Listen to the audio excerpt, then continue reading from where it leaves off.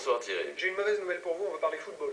Oui, je sais, j'ai essayé de réviser du mieux que j'ai pu, mais vous allez voir, je crois que ça t'intéresse. Alors la raison pour laquelle on va parler indirectement football, c'est parce que jeudi prochain, donc après-demain, l'Algérie affronte l'Égypte en demi-finale de la Coupe d'Afrique des Nations. C'est un match qui s'annonce explosif, quelques semaines d'ailleurs, on le rappelle, petite session de rattrapage après une précédente rencontre qui s'était très très mal passée. Voilà, c'était le 18 novembre dernier, vous vous souvenez, les Algériens éliminaient de la Coupe du Monde 2010 les Égyptiens, c'était à Khartoum au Soudan. La rencontre avait été précédée de violences, même très violentes. Le 12 novembre, le bus des joueurs algériens avait été caillassé en arrivant au Caire. Et puis, il y avait quand même 3 blessés parmi les joueurs. Et puis le 14, des incidents avaient conclu le match, des incidents très violents, et puis même un rappel des ambassadeurs. C'est-à-dire quand même qu'il faut imaginer que ça s'était traduit en crise diplomatique. Le président Moubarak, le président égyptien, en personne avait même convoqué, écoutez bien, le lendemain, un conseil de sécurité nationale. C'était du jamais vu, il n'a même pas fait ça pour la taille de Gaza un an plus tôt, pour lancer un avertissement à l'Algérie. Il va de soi que vous vous rappelez le nom des buteurs du match en question. Absolument pas. Mais vous peut-être d'ailleurs. Je vais vous le laisser pour la prochaine fois. Ce n'est pas la première fois, Anthony, Non. plus sérieusement, Non. que les deux pays se haïssent sur un terrain, notamment un terrain de football. Non, regardons un petit peu l'histoire de leur match. En fait, ça a commencé en 89. En 89, même combat, l'Égypte cette fois-ci élimine l'Algérie sur un score de 1-0 par contre. Et elle a pris de la qualification pour la Coupe du Monde 90. C'était en Italie. Il y a eu des violentes bagarres qui ont suivi le match. Match retour, on va dire, quelques années plus tard, en 2001. Tout le monde s'en souvient, surtout en Égypte.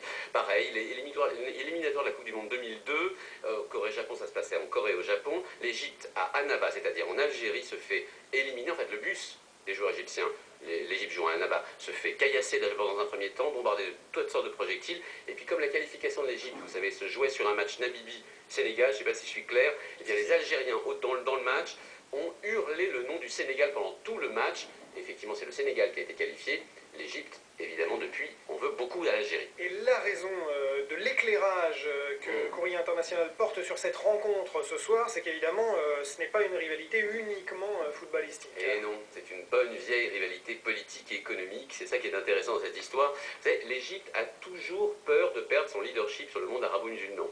Le leadership qu'elle a depuis très longtemps d'ailleurs. Vous savez, l'Égypte, c'est la patrie du nationalisme arabe avec Nasser. C'est l'arabe classique.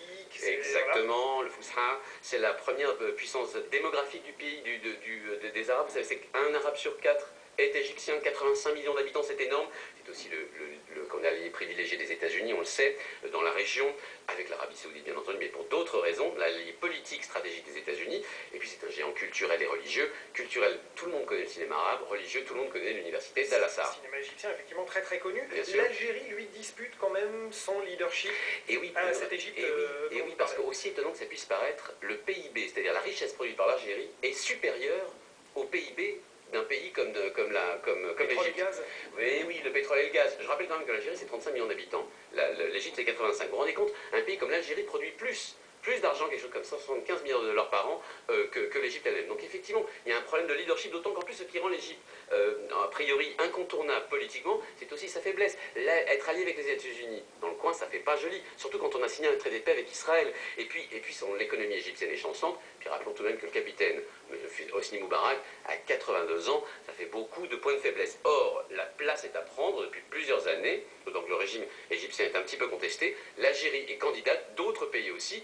Et peut-être que par le biais du foot, elle essaye de régler ses comptes. Sachant qu'on ne le sait pas forcément, on n'en a pas forcément conscience, l'Algérie a une meilleure alphabétisation aujourd'hui. Exactement, oui, c'est pas seulement un problème économique. Meilleure alphabétisation, c'est-à-dire une alphabétisation plus élevée que l'Égypte, et surtout, meilleure espérance de vie, quelque chose comme 4 à 5 ans de plus d'espérance de vie. On vit mieux et on vit plus longtemps aujourd'hui en Algérie. Plus longtemps et on est plus riche. Ce qui peut surprendre, mais effectivement qui n'est pas forcément évident, mais qui mérite d'être signalé. Merci beaucoup Anthony Bélanger. Il va de soi que jeudi soir, vous regarderez le match.